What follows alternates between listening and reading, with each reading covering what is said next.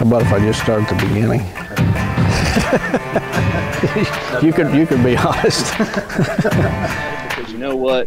They have the sweat equity that went into that memory that they're making with their friends and family. And that's what's important with us, and that's what the I Am Real World's about. Well, that's a great question. You know, one of the best things about a spring food plot is you get a second chance if it fails. Chasing Giants with Don Higgins, brought to you by buyafarm.com, your source for farm, recreational properties, rural homes, and more. By tapping into Don's years of experience, dedication, and commitment, Chasing Giants focuses on the techniques, strategies, and dedication needed to harvest one of God's most amazing creations, world-class whitetails. Now, here is Don and co-host Terry Peer. Well, good evening, everyone. Chasing Giants, episode 15, brought to you by buyafarm.com. Don Higgins, we've been accused of a lot of things, but being each other's Valentines is not one of them. No, and I hope that never happens. February 14th, Valentine's Day, and you and I are talking deer hunting. It shouldn't surprise anybody by this point. No, last time we was on, it was the Super Bowl was on. So, and I don't know. I guess you and I just wait for special occasions to get on the phone and talk about deer hunting. Yeah, that's seems to be the priority on. We can't say that over our wives. We got to give credit where credit's due. We do appreciate what our wives let us do, but yep. Talking deer hunting tonight. So how's it been? Good. I'm actually sitting in a motel in Wisconsin, doing a seminar tomorrow morning for a real world distributor up here, Extreme Custom Food Plots. So I took my wife out for Valentine's Day last night while I was still home. Hit the road this morning, was on the road all day, and preparing to do a seminar tomorrow. I took my wife lunch at work today, and then she gave me my request, and that was eating frozen pizza at home for once. So that was my request for Valentine's Day dinner tonight. Well, that sounds easy enough. I travel so much and go out to eat so much, it's just nice to be home. I know you're that way too sometimes this time of year. You stay on the road all the time. Yeah, I'll go home, and then next week I'm getting on the road again, and I'll be gone for several days. I'm not even sure how many because my phone keeps ringing, and the trip just keeps getting extended and extended from more consulting jobs. Yeah. Well, I'm going to get on a little bit of a rant here before we start, and you don't even know I'm going to do this, and you're probably not going to be happy with this, but I had a really tough week this week. We had to attend the funeral services of a dear friend of ours, of my family. Her name was Donna Stewart, and she passed away after some serious injuries from a car accident in late December. And the biggest thing I kept thinking about the whole week is how this lady, you've used the term, the best way to be blessed is be a blessing to someone else. And that's the way this lady lived her life. She was as selfless as you could ever see anybody, and did everything she could, never complained, never went about her day in a selfish way. And I come home from, she was actually part of a fast-pitch softball organization that my youngest daughter plays in, and I took 10, 12-year-olds through a viewing on a Wednesday night and come home and sit down, and I see some idiot on Facebook just absolutely trying to torch you on you editing a picture of Smokey's rack to make it look bigger, and I've never been so fired up in my life. And I wish people understood the amount of sacrifice. I mean, you make a living in the outdoor industry. That's how you pay your bills and take care of your family. But the sacrifice that and the things that you've done to help others in the hunting community, people don't see because you don't brag about it. But the number of bows that you've given away, the number of seminars that you go to, the number of church events that you drive all over the country and don't charge a dime. And then these people get on social media and just act like total idiots. And, boy, I was fired up this week. I had to turn the computer off and walk away after dealing with what I was dealing with. It just fired me up. Well, I appreciate you sticking up for me, Terry, but I don't know. I guess I'm just not shocked anymore with some of the things people come up with. And, back in 2017 when I shot Smokey and Trump, there was people, local people, trying to say that those were pin bucks that I turned loose. And, it's just every time you turn around, it's something else. And I don't know. It used to bother me really bad, but anymore I just kind of expect it and move on and try to accomplish something even bigger. Well, I tried to be logical about this. This guy gets on there and says, well, there's a shadow on Don's face, but there's not a shadow on the deer. And I just replied to him. I'm like, I drove. You texted me from the blind when you shot Smokey. And I got up, I think, at 3:30 in the morning and drove all the way to Illinois to see Smokey in person. And I was the one holding the big light reflector, and Kyle's telling me where he wants the hot spot at, which was on the deer's face, right? Yep. And I just said, I'm the one that was holding the light reflector. I vouch for it. And this guy goes on and on and on, and I'm just like, good grief. People got to have better things to do in life. I've been accused of a lot. That's the first time I've been accused of editing a picture to make the buck look bigger, but it is what it is. Well, I just, it's bothered me ever since, and I just want the people out there to know that what you do to promote hunting the right way, let's not avoid the obvious here. You have an opinion, you're not afraid to share it, but what you do to try to help others, and especially church groups, church events, and people in the outdoor community, you've sacrificed more than you've ever made in this industry, and I just want people to know that's one of the reasons I really respect you. So, well, thank you. I appreciate you saying so. You didn't know I was going there out of the gate, did you? No, I had no idea where you was going. I had to reel me in last week when I got on the NFL rant on Super Bowl Sunday. Yeah, people just got to be good to one another. You and I don't even hunt the same. We have different goals and objectives because we're at different points of our career. But doggone it, if you can't stand up and be supportive of someone else that's trying to enjoy the outdoors and doing it legally and ethically, just move on. Don't even make a comment. These keyboard experts are just driving me bonkers. That's why I pretty much stopped watching outdoor television, and I'm staying off of these forums. I can't tolerate it anymore. Yeah, I understand. Some days I'm the same way. And anybody that follows me on Facebook probably realizes, and they see it, Some days I'm not going to put up with it, and I fire right back. And other days I just let it roll off and move on. But you've told me a long time ago that one of the ways that you feel, and we've both seen it in our life, that we think, God blesses you is when you go and try to put other people first before yourself. And I think with whatever you do, I think that over the years I've seen that, and it's cost people taking advantage of both of us. Both of us over even the last couple years have had situations where people have outright tried to take advantage of us for what we thought we were trying to do with the right thing. But at the end of the day, I'm going to sleep at night knowing that I think what we're trying to do with this podcast, with what we do every day, whether it's in the outdoor industry or with church or with other people in our community, I can sleep at night knowing that we're trying to do what's right. Oh yeah, I'm with you. People can twist it around. I think most people realize that when they hear negative things, that there's two sides to that story. So, I'm not always good at it. I try to take the high road. I just try to get better at what I do all the time. Never forget how blessed I am. Just today on the drive here, I was talking to a young man that had called me for advice. He wants to do the same thing I am.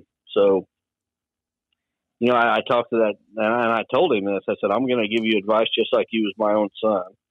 And I gave him some brutal honesty. Yep. But, just treat others the way you'd want to be treated and let it go with that. Yeah.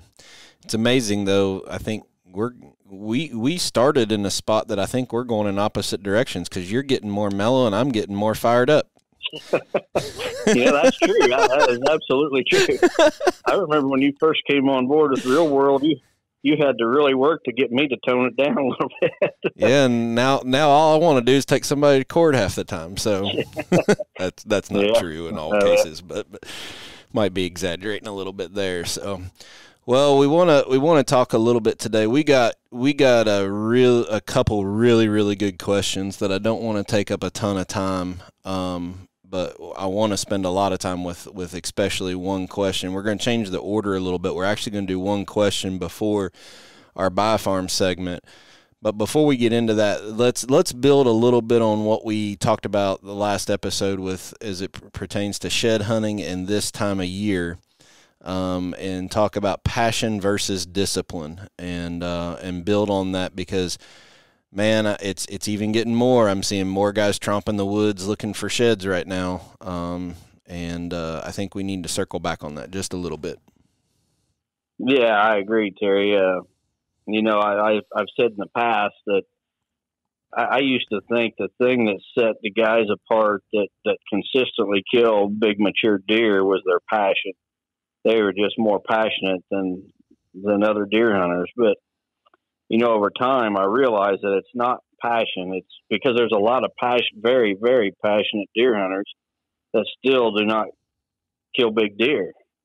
What I come to realize is that factor, the it factor, if you will, is discipline. The guys that do it year after year have discipline to a degree that the average deer hunter doesn't. And your point about shed antlers season and guys rushing out there is a perfect example.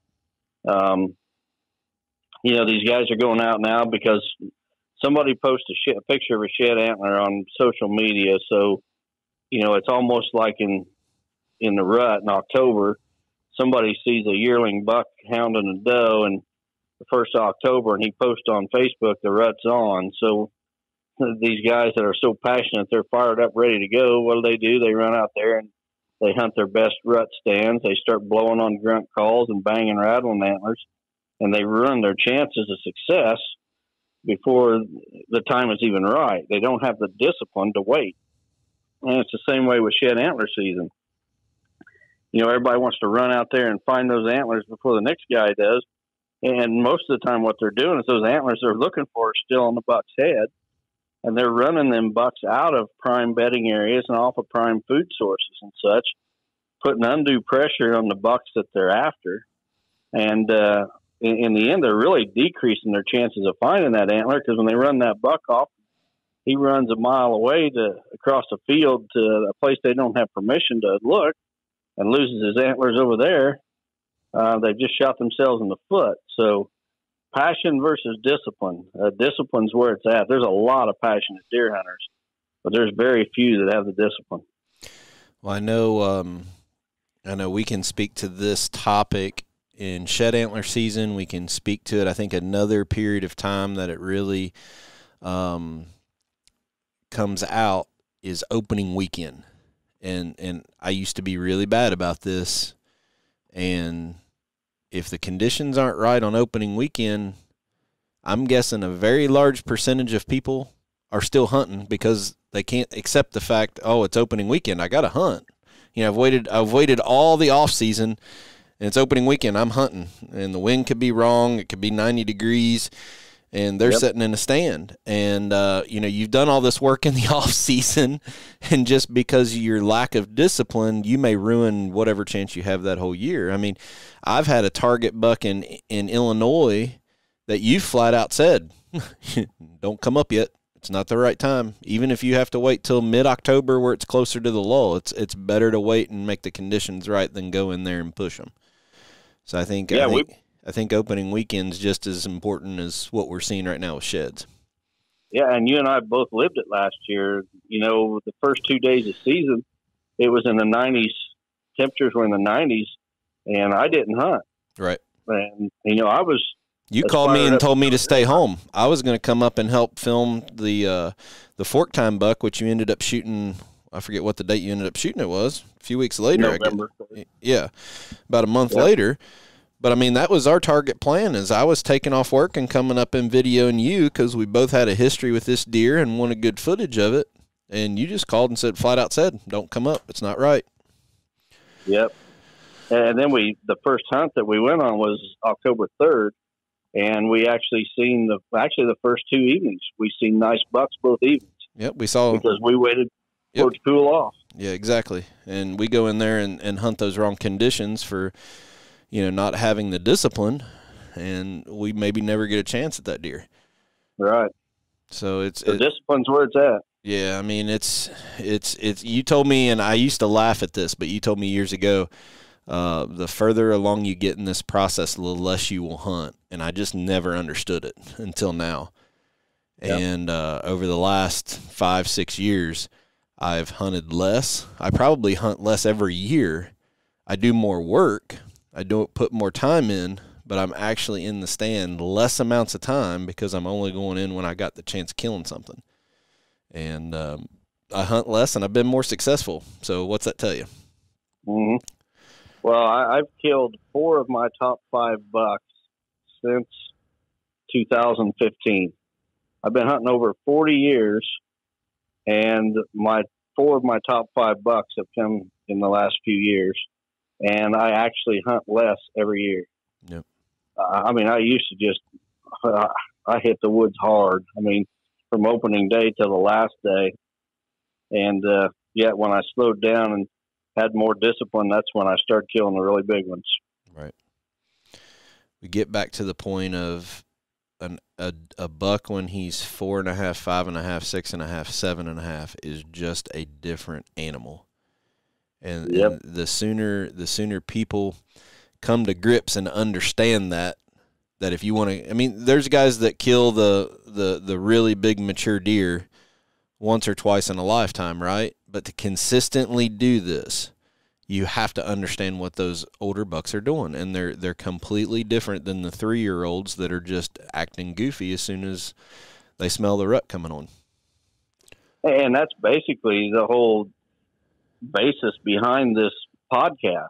Right. Is we want to get guys to realize and share the things that's made us successful, so that they can be successful as well. And there's a great lesson right here. There's nothing wrong with being passionate, but discipline is what's going to get you those big bucks on a consistent basis. I agree. So you want to go ahead. I want to spend some time on this first question, and it's kind of I think the listener, you told me that the listener actually listened to episode 14, and this question came out of some dialogue we had in episode 14. So do you want to spend some time right now talking about it? Yeah, absolutely. Last week we talked about nutrition, fetal programming, how right. Yep. that fetus, and incidentally, I got a text from one of the real world dealers, Todd Stoll. He texted me about a podcast that Dr. Bronson Strickland from Mississippi State University Deer Lab had done. And he was talking about fetal programming, and I'd never heard it before. I thought, I got the term fetal programming from the cattle industry, right? And I knew it carried over to the deer, but I just found it was real interesting that he was right in line with what I was saying. So I felt pretty good about that.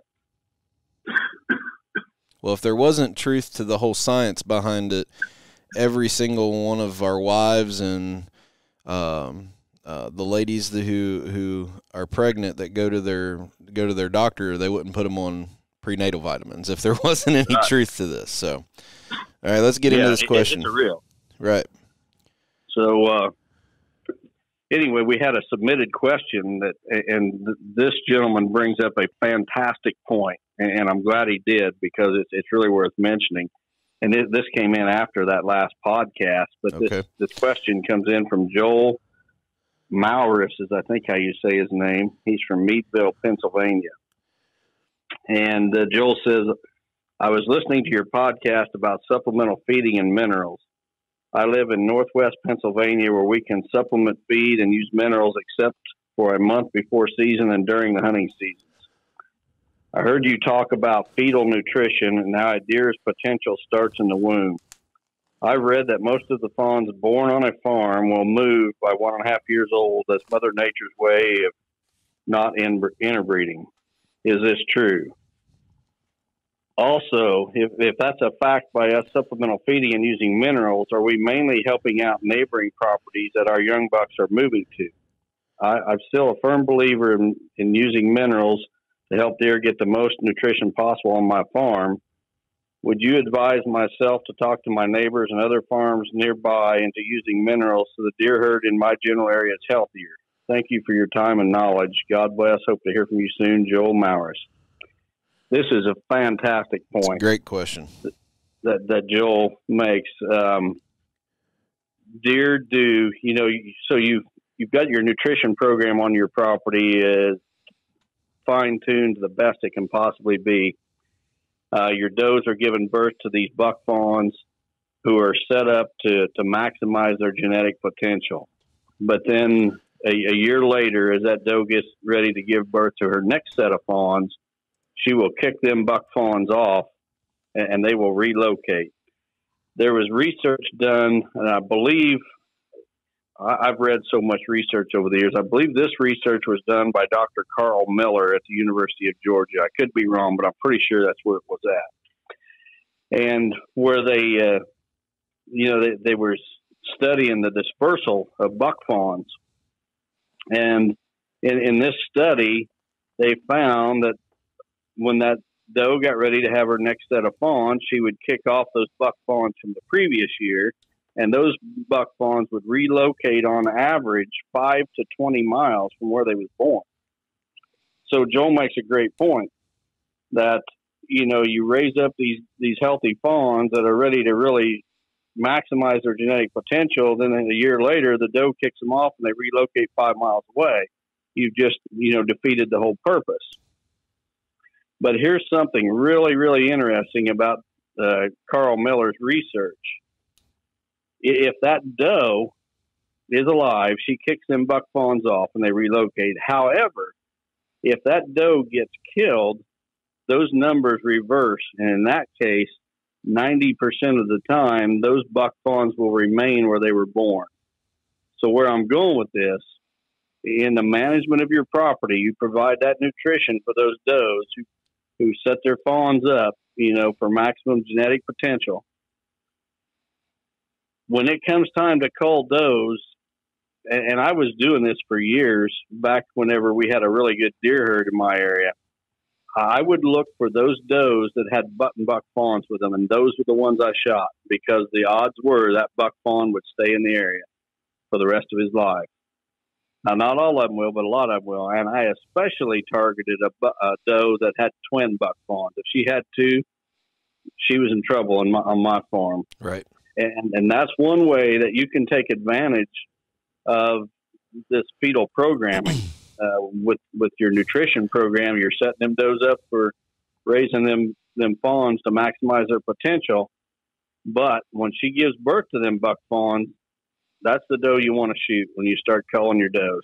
And we've talked a little bit about this before in previous episodes, that it's kind of God's creation's way of preventing inbreeding. So this research, I guess they probably collared fawns and then watched what happened when they dispersed, who stayed and who didn't. But 90% of the time, if that doe's alive, she boots them out of there, and they end up 5 to 20 miles, whatever that distance was, but they're not on your farm.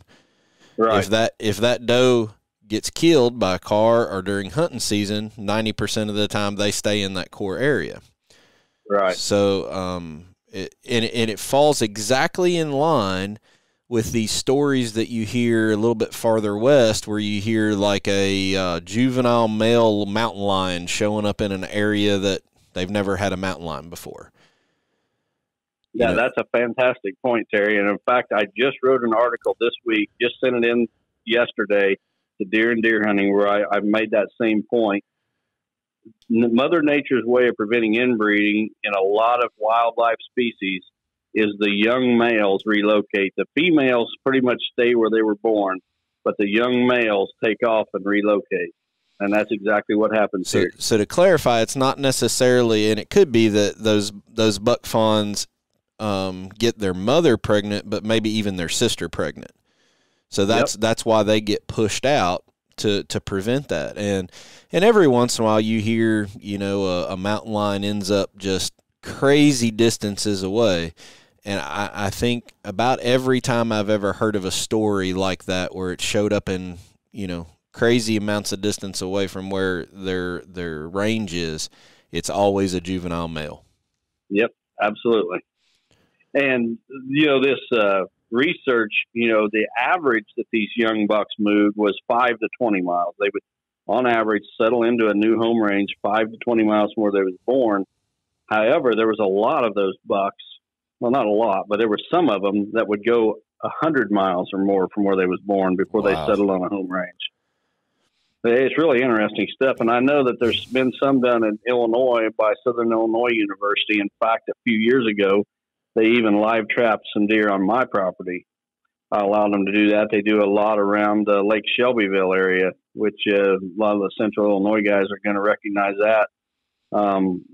But they found some really unique individual deer that would relocate a lot farther than what you would expect. And well, I think I've read some stuff from Texas A&M. I think I've read some stuff from, it was one of the SEC schools. Was it Georgia or Auburn maybe?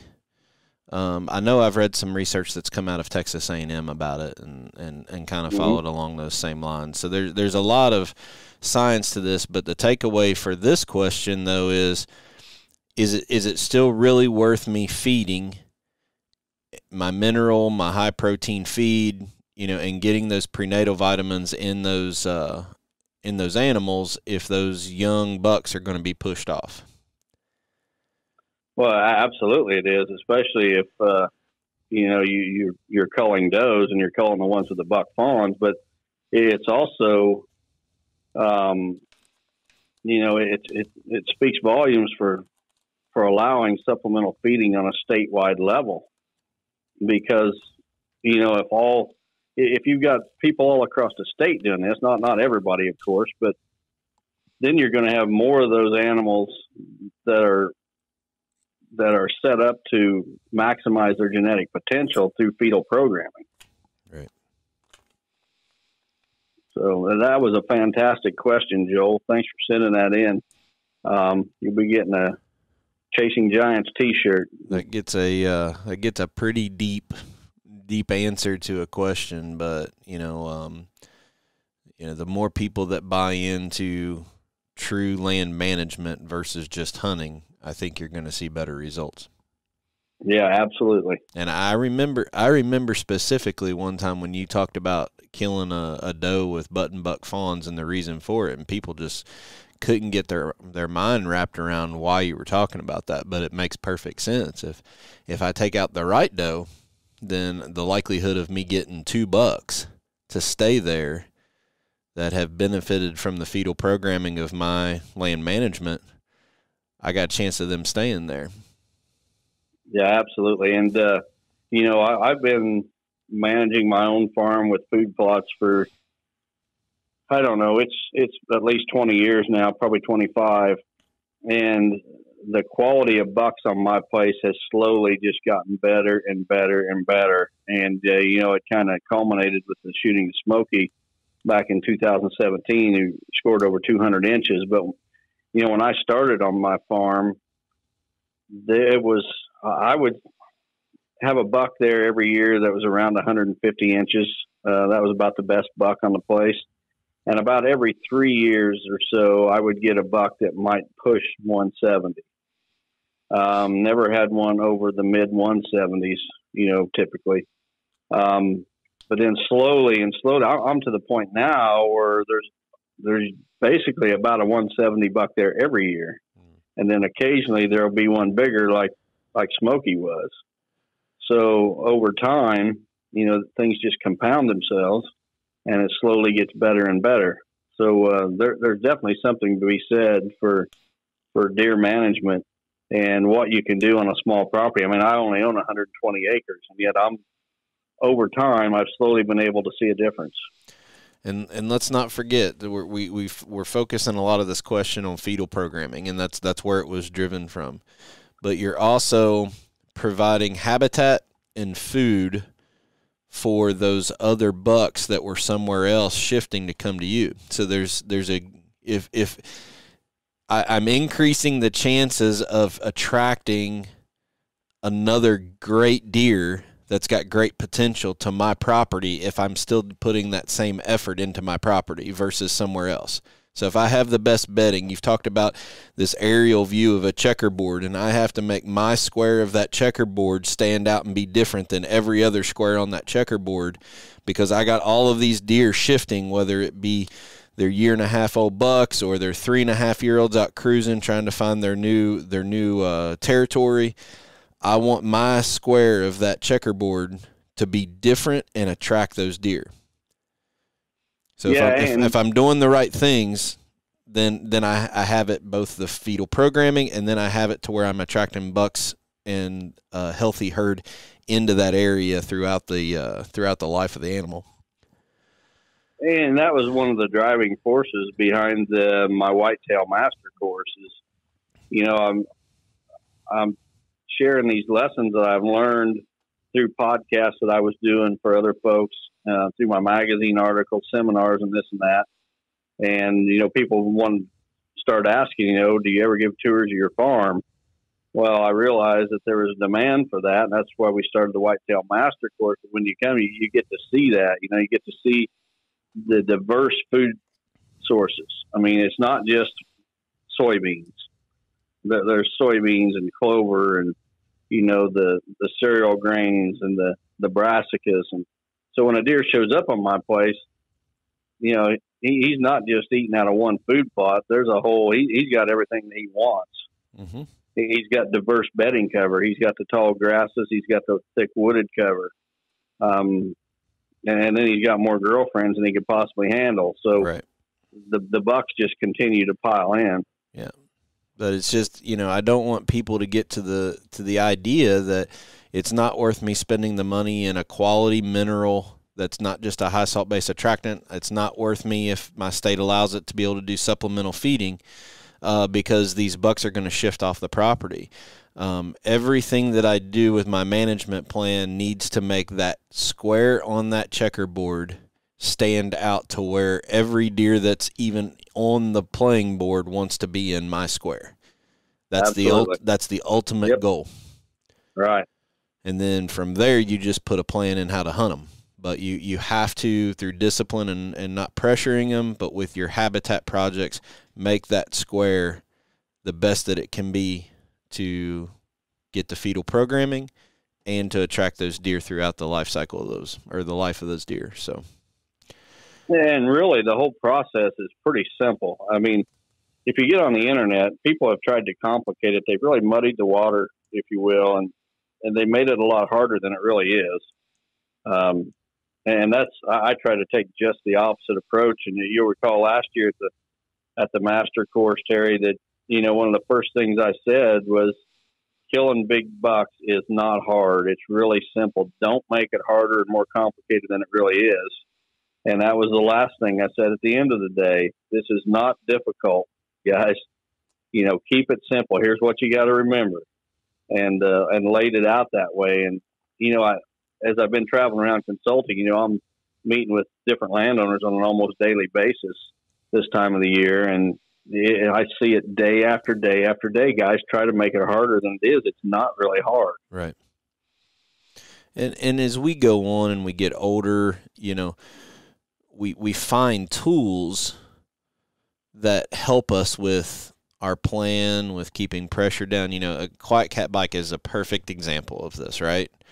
There's a lot of years that neither one of us had access to one of these things, and when they first came out, we both have admitted that we kind of laughed at it a little bit. But it's a tool that it's not necessary, but man, when you have it, it allows you to put those game-changing plays onto your property that do exactly what we're talking about, and that's, you know, get around to it, check your cameras, no scent, no smell, no noise. There's things like that as we continue to learn and we have access to, to be able to invest in our properties, those are all things that you can implement, but you don't necessarily have to have all those to do these plans to begin with either. Yeah, I mean, the big thing with the QuietKat is it's quiet and it's scent free as far as leaving a scent trail on the ground. Right. You're on that bike, you're not leaving, your scent on the ground. Drive that thing right to the base of your tree, laid it over, and climb up, and away you go. But the first thing you say in all of your classes is anybody out there can do what you're doing, right? Oh, absolutely.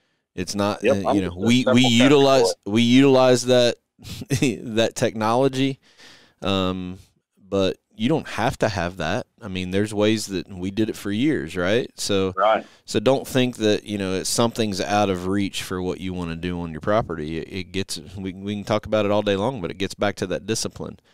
And I think, this whole topic of fetal programming, setting your property up to attract those deer, I think that's going to spin into probably what we need to talk about this spring when we got a little bit extra time in our episodes, and that is understanding how to cull deer or methods of culling deer. Because after this topic, I think culling deer, especially bucks, is probably the most misunderstood thing in the hunting industry right now. Yeah, we need to cover that. We need to do an episode on one thing I get a lot of questions about is young guys wanting to get into the hunting industry. They want advice on getting into the hunting industry. So we need to devote a whole episode to that. And this is probably a good time to ask our listeners, is there some topic that you want us to cover?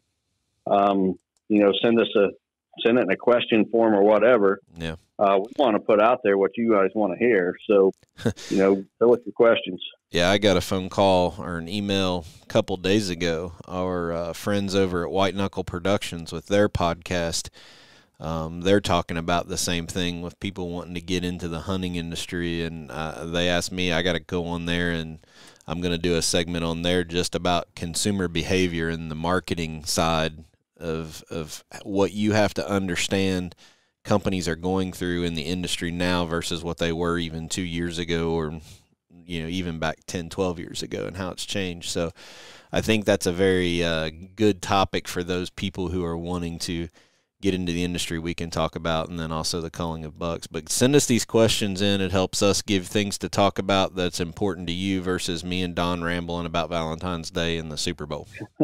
Yeah. We can do that, but I think it's more interesting to answer your all's questions. So you ready to move on to the Buy a Farm segment?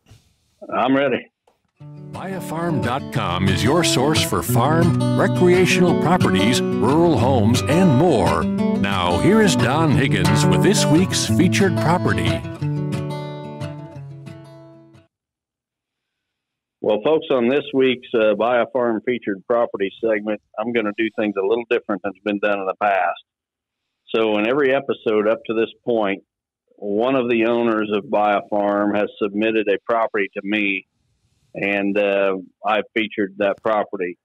But this week, I took it upon myself. There's one property that I've actually walked the property. I've been on it, seen it firsthand. I absolutely cannot believe nobody has jumped on this property, and it's still for sale. We featured it already once a few weeks ago, and somebody needs to get on this property because I'm telling you, this is a big buck paradise. It's a big buck factory just waiting for somebody to come in and manage it properly. The property is 167 acres. It's in Monroe County, Illinois. It's 30 miles south of St. Louis. In fact, you can, in about a 30-minute drive, you can be from downtown St. Louis to this property. So if there's someone in the St. Louis area, I'm telling you, they just don't get better than this one. It's in the Mississippi River bottom, and this property is isolated in a sea of giant ag fields. It sits between the Mississippi River and the cover that's along that river and the bluffs that are about, I don't know, I'm guessing 3/4 of a mile away. So it's right out in this big river bottom, and I'm telling you, this place could produce some giants. Right now, it's got fantastic waterfowl hunting. There's multiple wetlands on the place. It's got a diesel pump for flooding the wetlands. The property was enrolled in the WRP program. It's got an outbuilding on it with some living quarters. But on this property, the whitetail has pretty much been ignored. But I'm telling you what, it's just a gold mine waiting for somebody to come and mine it. And like all properties, someone, any property that I've got anything to do with Buy a Farm as one of the agents, anyone that buys this property, I'm going to put together a free whitetail management plan, just as I do with all my consulting clients. If you're interested in seeing this property, you need to call Wayne Keller. And Wayne's phone number is 618-407-1679. And I'm not making this up. I'm telling you, this is a property with a world of potential. Somebody needs to jump on this one. Well, I'm gonna tell a quick little story on Don Higgins real quick. And Don and I have walked a lot of properties, and every single time I've walked a property with Don, and it's been a property that neither one of us have been on or he hadn't been on, I'll be sitting here talking and thinking through something as far as, how would we hunt this? And I turn around and Don's gone. Mid-sentence, he's just gone. I go over and he's off somewhere, and I go over and find him. He's like, this is where it'll happen. That buck's going to do this, and that buck's going to do this. You need to be in this tree, not that tree, in this tree. And sure enough, every single time that it's happened that we've been on a farm, it's done that. So when Don Higgins says that a plan could be put on this, pretty confident that it's the real deal. So I can speak, for example, he's done it on farms that I hunt, and it's almost like Babe Ruth sticking the bat out. I don't think you're that cocky or that much where you would call the shot, but it's pretty close to where you know what these bucks are doing so well. If you can keep the pressure off of that farm, you're pretty much sticking that bat out to center field and saying, this is how it's going to go down. So, well, on this one here, I'll put my reputation on this one here can produce. And if it wasn't so far from my home, I'd probably be trying to get it. But I just don't need a property that's that far away from me. But I'm telling you, somebody needs to get this. So not only every buck 30 running minutes from St. Louis. Yeah. So not only every buck running, we all know those bucks are on the river bottom, but this would hold deer in the middle of a ton of ag property. So it'd be easier to keep the pressure off of it too, right? Yeah, I think the thing of it is that most deer hunters do not know what a good property looks like. And then I don't say that in a derogatory way. But, most people want a property that's heavily wooded, that joins up with all kinds of other woods. And that's not ideal for growing and killing big ones, because it's those isolated properties where you don't have people sitting on your line. That's kind of an island. That's where you produce the giants. And I've been guilty of that. I've looked at aerial maps and say, oh, look at all the connecting woods that come with this. So my property's only 70 acres, but look at all that connecting woods that could, I got 200 acres of woods there. Well, you might also have 20 hunters. That's the key right there. The one thing that a mature buck does not want to deal with is human pressure. He would rather be in the 2-acre patch of weeds by himself than a 1,000-acre woods that's got a couple of hunters stomping around. Yep. Freedom of human intrusion, a buck's number one need. So who's got this listing over in Monroe County? Wayne Keller. Give Wayne a call at 618-407-1679. Tell him you heard Don talking about it on Chasing Giants. I'm telling you, people, this is the one. All right, and look at it on buyAfarm.com's website, and you get a free whitetail management plan with this one. So, yep. All right, that's you got a couple more questions for us tonight? I do. The next one is from Nick Wright in Kansas. Nick says, what are your thoughts about predator control and keeping pressure off of the properties you hunt? Any tips in regards to that? I usually stay out of my properties except for shed hunting in the spring and hanging stands in February and March. Thanks for your time and great podcast. Well, that's a very good question, Nick. There was a few years ago that I had a serious coyote problem on my 120 acres. And I actually called in a trapper And this trapper, between me shooting them out of my stands with my bow as I'm hunting, and this trapper coming in, we killed 17 on 120 acres in about 60 days. And it made a world of difference. I mean, it was so bad on my place that I was getting as many or more trail camera pictures of coyotes as I was deer. And we got them under control. This trapper, I made him stay back from the heart of the property. He just trapped around the edges, similar to how I hunt. We did not go in there and disturb the deer, or he did not. Another good way is, it's getting real popular in our part of the world anyway, these guys going out and hunting coyotes at night with electronic calls and infrared or night vision scopes. That's a great way, because you don't have to go right to the brush to do it. You can be a quarter or a half mile out in the field in the dark, and you can call those deer out of the heart of your property and not disturb, or what I say, deer, coyotes. You call them coyotes, out of that cover across the open field, which they're willing to do in the dark, and that's a great way to control them. So you definitely need to control those predators, but how you do it's pretty important. Yeah, you see these pictures of these guys with the back of their bed full of coyotes. Most of those guys are doing it at night with thermal. And, we've hunted coyotes here when we've had a problem. And, you get, especially when you can get one wounded and down, more coyotes come in. So, you have a couple guys that have these thermals set up with, big mono or tripods that are, an AR platform or a long-range bolt gun, and see these things come in. They can take out in every set. They can take out 3, 4, 5 pretty easy. That's how they're getting these truckloads of them. So I want to spin that question just a little bit for you before we move on, and because I already know the answer to it. Is you're on a deer hunt. You've waited and planned your entire year to hunt and got the conditions right. We've been patient, disciplined, and haven't gone into the conditions are right. And 40 minutes before dark or 30 minutes before last shooting light, and you're there to hunt a target buck and a coyote walks out. What are you doing? Well, a lot of that depends on the stand. Yeah. And then the other thing, I'm not just launching arrows because a coyote comes by. If I'm launching an arrow, it doesn't matter what stand I'm in. He's right there where I know I can kill him. It's not throwing a Hail Mary out there. I take good, clean, ethical shots at short distance where I know that the odds are very, very good that's a dead coyote.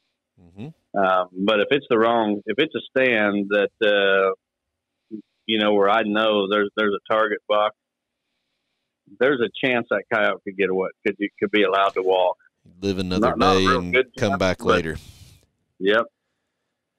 So a lot's going to depend on where you're at. If you're up against you got a couple stands where even though it's the perimeter, we're really close to a bedding area, we might lay off of it there. But if you're hunting a transition area, that might be a little bit different. Right. I know I've been in a blind with you, and a coyote came out 20 minutes before dark, and you said let it eat. So we shot it. Yep. So the deer hunt turned into a coyote hunt. So be smart. I think the reason I wanted to bring that up is we've talked about discipline and strategy so much that, I don't think it's fair to say every deer hunt that shows a coyote turns into a coyote hunt. I think we also have to be disciplined and make the right decision there because, you can still come in and take care of your coyote problem after you've accomplished your goal with that buck. You just want to do it before fawn season, right? That's right. All right. A good question. All right. Ready to move on to the next one. Yeah, he didn't ask us about raccoons, so I didn't get fired up tonight. Yeah. Yeah. If I shot coons, I'd throw out arrows. I'd have to buy stock in an arrow company because we got so many coons, but I just let them go. All right. Our next question is from Amos Hirschberger from Beach City, Ohio. Amos says, Don, I love the podcast. Question is, if you buy a new property, what is the best way to keep trespassers from going onto the property? after spending a lot of hard-earned money, sweat, and tears, it gets frustrating to have trespassers all over the property. Cameras getting stolen, stands getting taken. It is a large property, so I'm going to have a lot of new neighbors. I've talked with most of the neighbors, and they are great people, at least the ones I've talked with. I want to take the high road in dealing with this. However, it's getting frustrating. I live about 2 hours from the property. Thanks, Amos Hirschberger. Well, Amos, I got to be honest. I have great neighbors. But at the same time, my neighbors have kind of been trained over the years to know that I take my deer hunting as serious as they take anything. They look out for my best interest, and I look out for theirs, whatever that might be. You get one chance to make a first impression. The first guy that you catch trespassing, you've got to come at him like he's never seen before in his life. I mean, to the point where you're not only calling the law, threatening him with lawsuits and everything else. I mean, you just got to, because word's going to spread. If you let him off with just don't ever do it again, well, guess what? He's going to be back. His buddies are going to be back. Word's going to spread. This guy, if he does catch you, I mean, the odds of catching somebody are so low that when you do catch somebody, you've got to make a strong statement. And that's my best advice, is the first guy you catch is the most important, because that's going to set the tone. And there is no free rides. When I catch somebody for the first time, I'm calling the law and I'm calling my attorney, and the guy's getting a letter from the attorney, and he knows that if he ever gets caught again, he's getting raked over the coals. I had a conversation with my local game warden this week about the coon hunter situation. And one of the things that I would recommend you doing is, obviously we need to work with our local game wardens. I'm not sure the Beach City, Ohio area, what county that's in, but I would also encourage him to talk to that local game warden. There's a theory also, in depending on the access points of the property, that cell camera technology could be just as important for controlling trespassers as it is, patterning your deer. And with being 2 hours away, if you get a rapport built with that game warden, that most game wardens understand serious deer hunters that want to manage for mature bucks. Most of them are around the outdoors enough that they know we're trying to do something different. And one of the things you might want to do is talk to your local game wardens if you're having a problem with it, and have that cell camera there. If you got a couple points of entry, take it in, put it up in the top of a tree pointing down, and when that thing goes off, even though you're 2 hours away, there's nothing more a game warden wants to do than catch somebody trespassing. So that would be one opportunity I would tell you to look into. Mm-hmm. But we deal with the same thing. Before we got on the podcast tonight, we were talking about a lease property that had trespassers on it that we're walking away from the lease. If we can't control it, we're not spending our time and money into leasing that property and doing what we have to do in the off season to have some guy that has no respect. Actually, they're probably looking for properties that we're hunting because they know that they're managed and we're there for a reason. So if we can't control it, we don't want any part of it. Yep. Well, and I also want to stress that, I'm talking about laying down the law with these people. We also want to be good sportsmen. And, if one of my neighbors shoots a buck and it runs onto my property, I'm going to do everything in my power to help him find his buck and get it to him. The last thing I want is some buck somebody else shot. Right. Ironically, we was talking about you went on your little rant there, Terry, with stupid things people do and how they come down on each other. A few years ago, I had a guy that shot a buck that did run onto my property, and calls me and gets me out of bed early one morning and asked if he could go look for it. Well, I met him, and sure enough, there was a blood trail coming onto my property. So I spent half the day with this guy looking for this deer. And I just got out of bed. I didn't have breakfast or lunch or anything. And finally, afternoon, I told him, I said, I've got to go get something to eat. I said, you can look for this deer today. until dark. And if you don't find him then you're probably not going to. I'm not going to let you come back forever. It's 120 acres. I mean, I gave him plenty of opportunity. Well, the guy, so he wanted to know if he could call his son to come help. I said, yeah, sure. I mean, that's fine. You guys look all you want till dark. And if you don't find it, I mean, that's the end of your search. If he turns up sometime and I find him, I'll let you have the rack. You know, I don't want it right. By any means. Well, the guy copped a real attitude with me after this whole deal, and I never could figure out why. And finally, about 3 years later, I pinned him down, which was just here last fall. I pinned him down on what the deal was. Well, he swore that I went in there and found his buck, claimed it as my own, and put pictures of it all over Facebook. I'm like, buddy, you are absolutely out of your mind. I said, show me the picture on Facebook of your buck. I never took your buck. The last thing I want is a buck somebody else shot. But it just shows you the craziness that some people come to. Okay, I spent half my day helping the guy look for it. To put this in perspective, okay, there's maybe, I don't know that there's anybody. There's maybe a couple people in the entire hunting community that I could say would if a buck that you'd never saw before walks by you, for you to shoot it, meaning you want the story with the deer. You want the history with the deer. You want to document him year after year to get him to a certain age. I would hate to even put a number on the size rack it would take for you to shoot a buck the first time you ever saw him or knew of that deer. I don't even, I don't want to put, I mean, we're talking, you're not going to shoot just a 165, 170 booner if you've never seen that buck before. People don't get that. Well, I don't necessarily have to see him in person, but I like to. But you want to know you want to know the history of the deer. I'm not saying right. See it, but right. But for somebody to say that you would claim someone else's deer, it's like, buddy, he's got to know that deer for a couple years before he's sticking an arrow through him. That's the craziest thing I've ever heard. Well, it just goes to show the way some people are. But my point, I guess, was I kind of got on a little rant of my own. Was that I want to be a good neighbor, and if somebody's deer runs onto my property, I'm going to help them recover it if at all possible. Yep. But I'm not going to tolerate trespassing. Right. And we've both had stands stolen. We've both had cameras stolen. We're right there with you.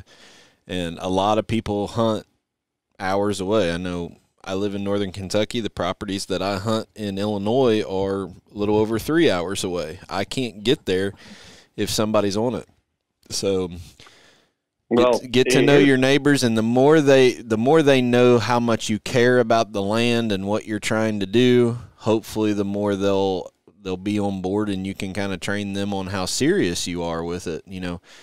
We've heard of people that go in and buy a piece of property, and the neighbors just don't think there's anything wrong with them getting on their horses and riding the horses all over your property. Well, that's not going to hurt the deer. Well, right.